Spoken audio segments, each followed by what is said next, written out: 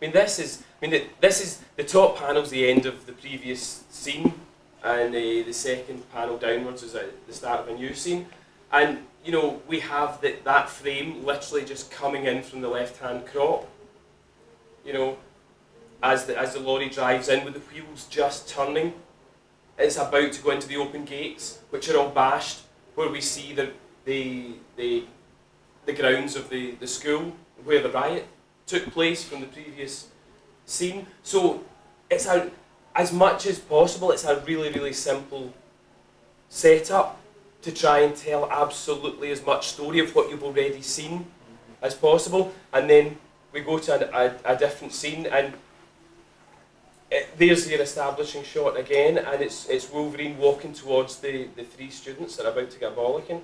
One of the things about this that strikes me, I'll just interrupt, was it's really nice the way that gym, you know, the baseball court, it's almost like this comes out from the top, the perspective's sort of the same. Yeah. And it almost, I don't know if you thought about that, but it almost links the two panels, and then you come down and you've got this, you know, this big headshot that sort of stops you because it's across the whole thing.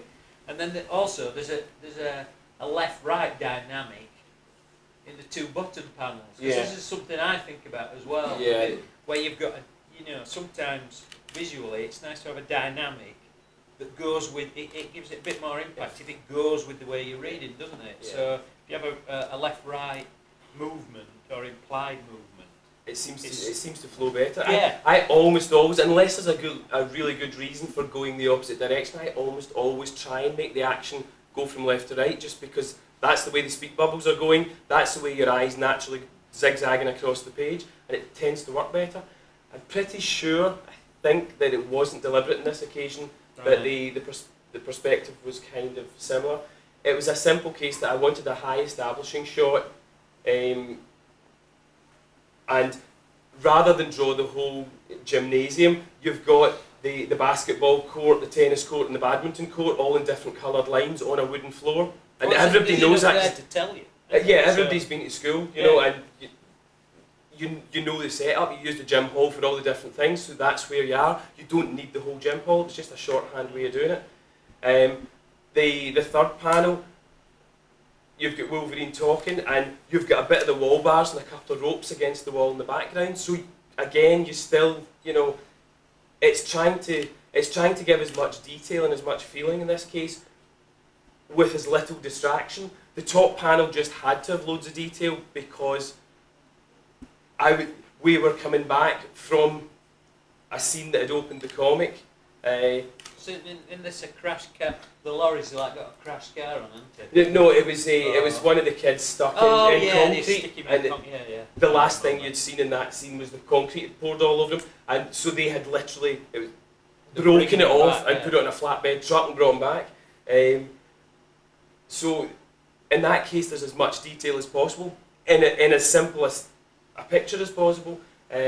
Whereas for the rest of it, there is much detail, there is much information as possible with it, almost with as little detail. And then, of course, with the bottom two panels, you've got this left-right dynamic. But something that was nice about the whole of this that I thought, you know, because like that top panel's sort of implied what was going on between that and the sea. One of the things that were nice about the whole run that Grant did with this, even the ones that you didn't draw, but I think you enhanced the ones that... The other 40 of them? But it had it sort of had a nice sort of low-key kitchen sink type feel to it. Yeah, absolutely. Which was really good because it wasn't that sort of bombastic superhero thing. Yeah. And but that was part.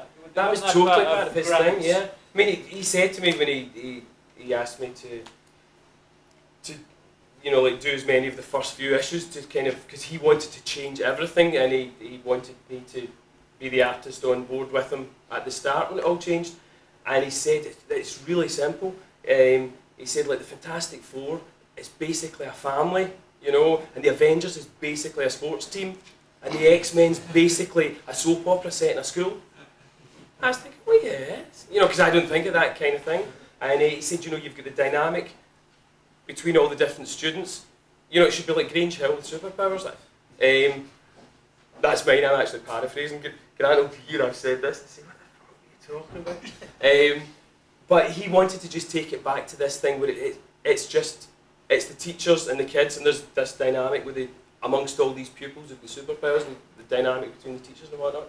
But yeah, it just seemed to me the most obvious thing to just do it in a normal, like the way I would do any other comic, rather than try and make it look like what I thought an X-Men comic should look like.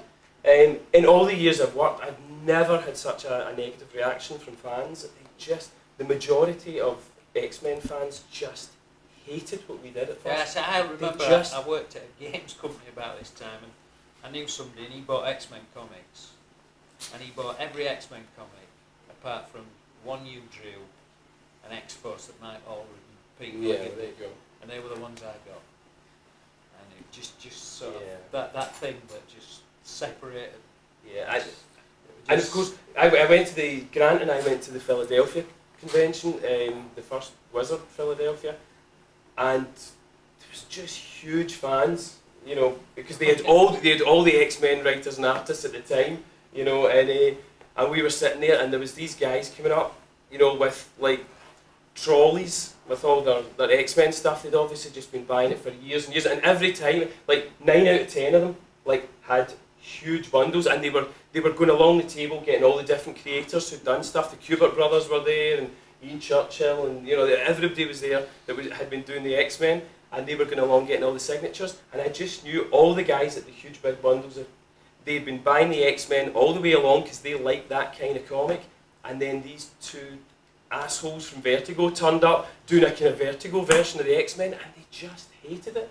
And lots of them, they would put the books down and they would just stand back, you know, and I'd just say, I take it you didn't really like what we did, and they'd be like, no buddy, you know, no offence, but it's just not the X-Men, you know. And the message boards, actually it got to the stage I couldn't look at the message boards, that were just so negative. But did that get you down or anything, or were it just if I had been really rushed and I put out pages and they just didn't really work for me, and people hated it, I would feel terrible. But the fact is, I put loads of work into this, and just with everything I just described about why I think this page works, or why it works for me, you know, the fact that they just don't get it because it's just not their personal taste, or just because it's far too much of a change, or because they just hate the way I draw and everybody looks ugly, and you know, all the stuff they said in the message boards, that it doesn't really bother me. It doesn't completely bounce off, but it more or less does, you know. It's quite easy though if somebody's completely doesn't understand your aesthetic. Yeah, that's it. It's just, yeah. It's just like you're different and I'm different, and fair enough.